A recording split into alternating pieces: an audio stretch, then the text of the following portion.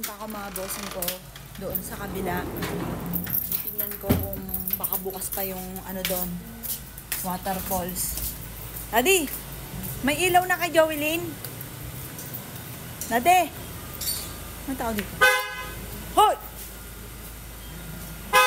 Sige, buisit ka, bahala ka dyan.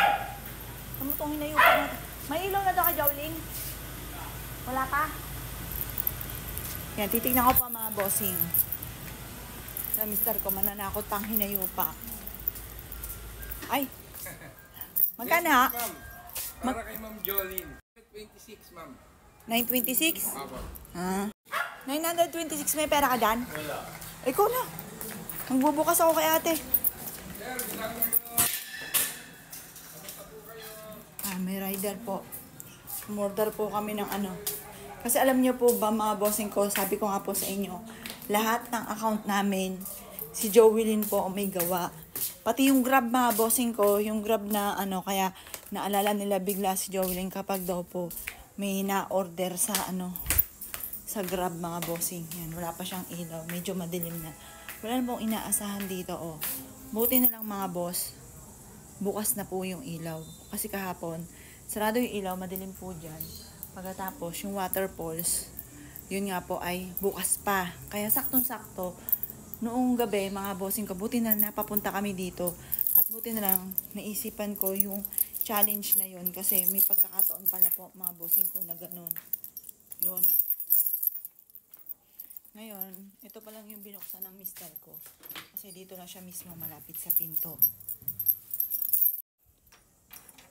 Ngayong umaga, ako lang ang bukod tangi na nagbubukas dito. Hello anak. Parang amoy bulaklak. Kasi may bagong bulaklak. Hello anak. Mga anak ko, good evening. Good evening mga anak. I love you. Yeah, may nagtanong sa akin kung saan daw po nabibili ang mahalabi rin na Manawag na ito. Doon po sa mismong Manawag po na simbahan church, doon ko po siya binili. Yan, napakaganda po talaga niyan. Kaya lang po may pagkamahal. Kasi yan yung gustong-gusto namin bilhin nung nabubuhay pa si Joelyn. Binalikan lang po namin siya kasi gusto siya ni Joelyn. Ang ganda kasi ng mukha. Tingnan niyo po.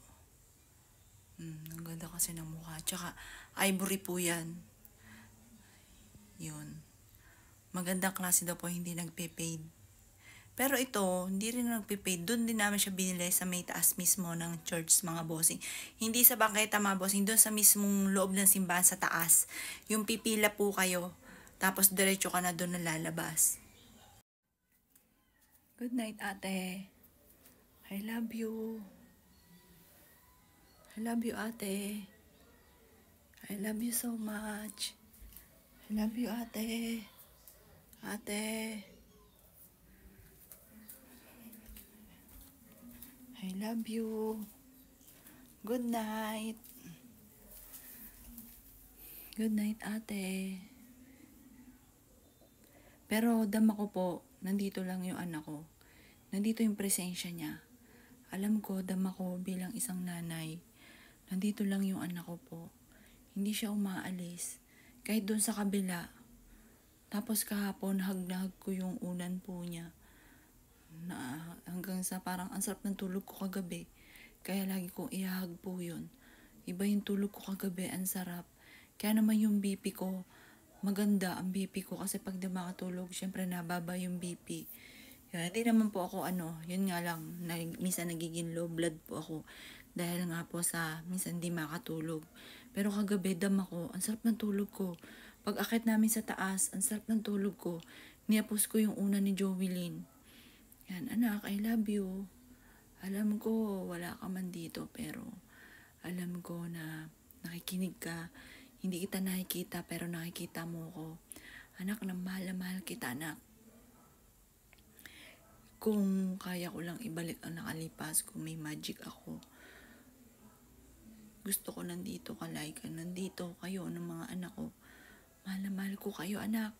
Alam mo yan, gagawin lahat ni mami para sa inyo. Para sa inyo mga anak ko. At dati-dati nung wala kaming makain, pagka alam ko gusto pa nila, sabihin ko, nagkukunwari ako. Sige anak, busog pa ako. Sige, kain na kayo. Yung ganun. Oh, talaga mami, busog ka pa. Oh, anak, kumain kaya ako kanina. Pero char-char lang yun.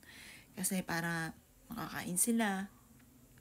Tapos, nung nagkaroon naman kami ng pera, kung anong gusto po nila, gusto mo kumain sa ganito, sige, kain ka agad. Kain tayo sa ganito, kung saan nyo gusto. Punta tayo sa ganito, kung saan nyo gusto. Sobrang mahal ko po ang mga yan. Sobrang umikot yung buhay ko, umikot yung mundo ko sa aming apat. Sa amin lang apat. Parang sanay ako, kami lang. Yun, nung ano na ako mag-vlog, siguro naisip ko din, kaya nangyari po yung mga gantong bagay.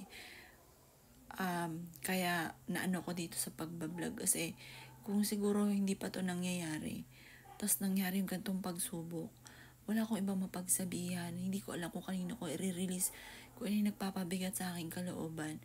Kasi nagpapagaan lang sa kalooban ko yung magsalta sa video, at yung mga anak ko, yun lang ang anak ko lang, lagi kong kausap. Kaya parang nung ako'y nagkaroon ng problema, bigla ko siyang naalala. Siya lang kasi yung lagi kong kausap. Sabihin ko, anak, naiinis ako. Ayun, tumiktik ang butike. Alam ko, nandyan lang siya.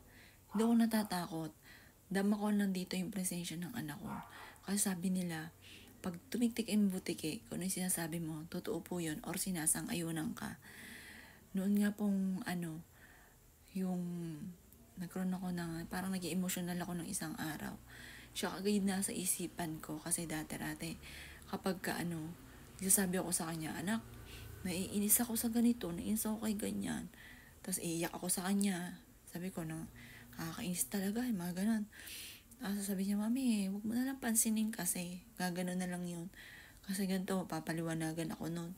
Kasi may minsan, tayo kasi, naiinis tayo, napapangunahan tayo ng inis, ng galit.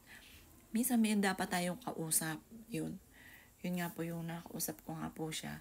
Pag nakakausap ko siya, napapayuhan niya ako. Yung kumakalma po ako. Alam niya po yan. Kaya siguro, tingin ko, hindi na siya sa akin nagbigay ng problema. Kasi baka alam niya na mag-aalala ako. Yun ang pinakamayor na kaya tingin ko kaya hindi niya sinabi. Dahil ayaw niya ako mag-aalala. Ayaw niya dadagdag pa sa problema. Pero mali. Kasi dapat yung mga ganun hindi sinisikreto. Kasi talagang parang jet ako, malaman ko lang yun. Talagang susugod talaga ako. Talagang dapat kang isugod sa ospital. Dapat ganun. Pero may nagsasabi, siguro talagang oras niya na. Kasi kung hindi pa niya oras, siguro maliligtas siya. Yung ganun. Yung maraming mga payong ganun. Pero naisip ko yung mga napapanood ko sa TV, baka nga ganun. Siguro nga, oras niya nga talaga na. Pero anak, alam ko, nandyan ka. Yung present mo nun, di ko alam kung sinadya mo yun para malaman namin. Kasi parang, bigla na lang daw ako makatulog, tapos bigla na lang natuklasan ko yun. Pero ano man, kahit manisi man ako, or hindi ako mas nisi, kahit kasabing kong kasalanan ko dahil huli kong nalaman, kahit ano man kasi hindi ka na maibabalik pa eh. Wala na, tapos na. Wala nang Jovelyn. Si Jovelyn na napakabait, kahit sermonan ko. Yung daddy niya, yun, nagkakaano sila. Pero kami, pagka naano ko sa kanya, nainis ako sa kanya, alam niyang galit ako, tahimik na po yan. Yun, hindi siya sasagot. Tapos maya-maya, ang papaawa, ipik ako. Sabi ko, ganyan ka na, titiis mo ang magulang mo. Tapos naiyak pa ako, kasi ganun ako eh. Naiyak pa ako, sabi ko, ganyan ka.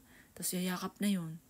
Nasabi niya, hindi mami, nahanap lang ako ng buwelo kasi baka galit ka pa, ganun. Ganun po siya. Mabait po yung bata.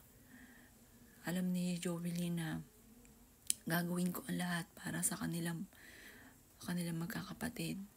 Sobra ko silang mahal.